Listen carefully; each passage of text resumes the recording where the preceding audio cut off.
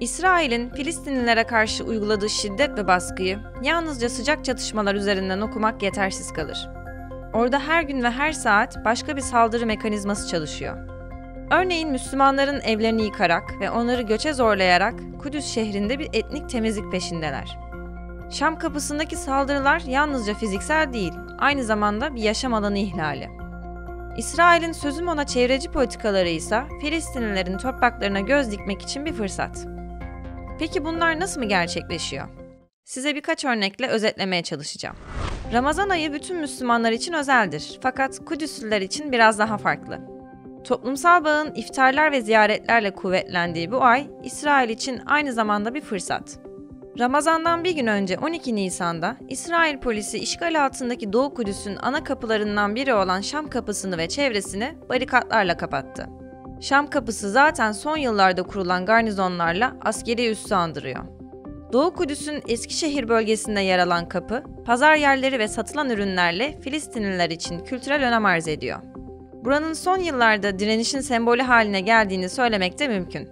2017 yılında dönemin Amerika Birleşik Devletleri Başkanı Trump'ın Kudüs'ü İsrail'in başkenti olarak tanıma ve büyükelçiliği buraya taşıma kararını protesto eden Filistinlilerin buluşma noktası haline gelmişti.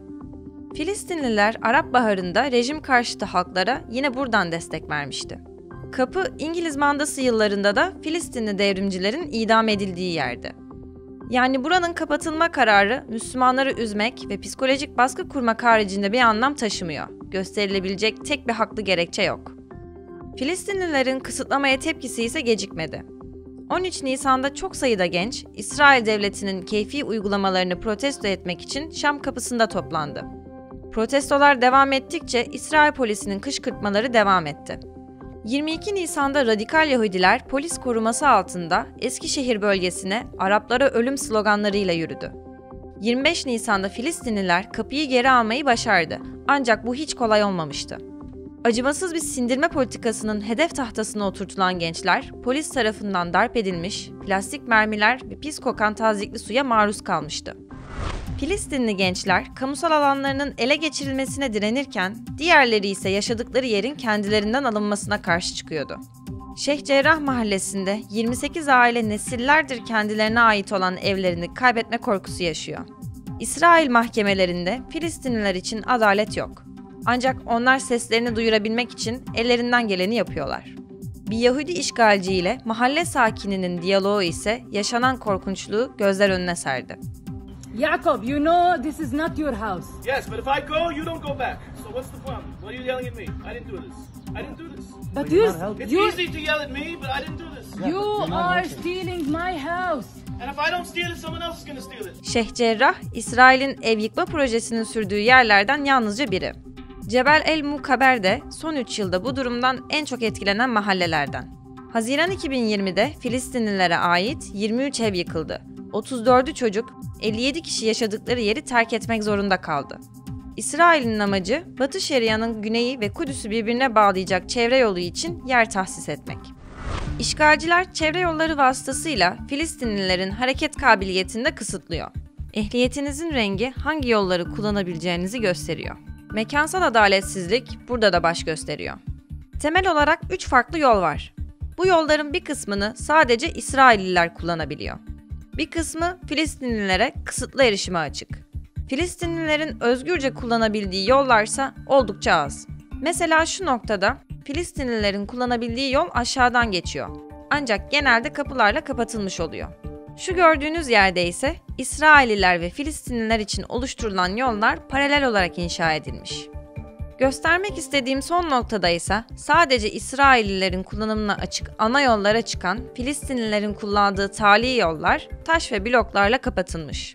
Yani Filistinlilerin yaşadığı bölgeler arası ulaşım ancak kaçak yollarla gerçekleştirilebilir.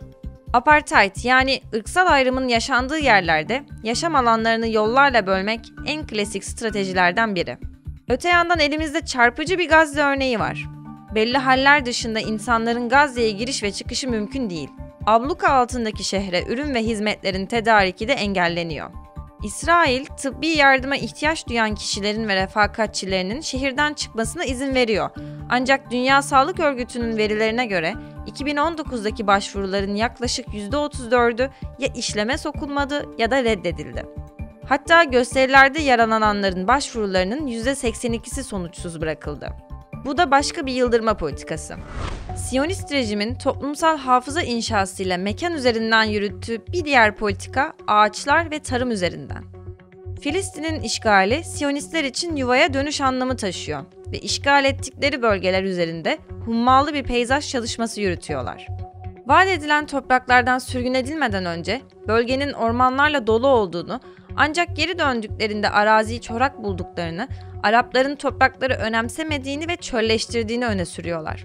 Bu iddialardan destek alarak toprağın asıl sahibinin Yahudiler olduğunu söylüyorlar. Hatta onlara göre Araplar toprağı kurutuyor. Ancak İngiliz mandasından bu yana kayda geçirilen verilere göre bu iddialar asılsız. Veriler incelendiğinde Filistinlilerin geçmiş dönemde Avrupa'dan gelen Yahudilerden çok daha fazla tarım yaptığı görülüyor.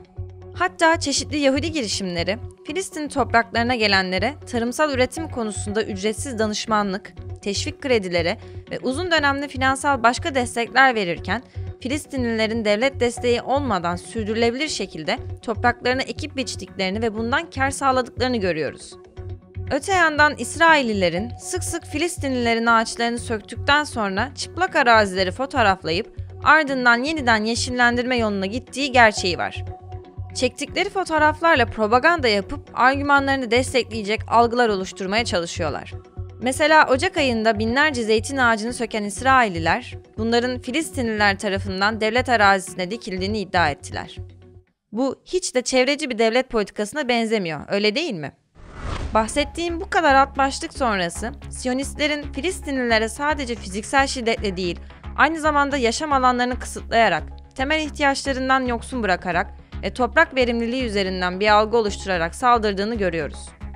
İsrail'in Filistin'in topraklarını işgal ettiği bir gerçek. Ancak işgal altında bile işleyen bir uluslararası hukuk vardır.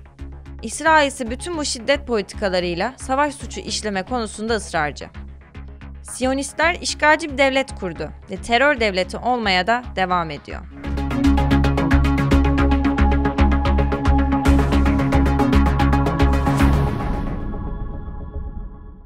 İsrail'in Filistinlilere karşı uyguladığı şiddet ve baskıyı yalnızca sıcak çatışmalar üzerinden okumak yetersiz kalır. Orada her gün ve her saat başka bir saldırı mekanizması çalışıyor.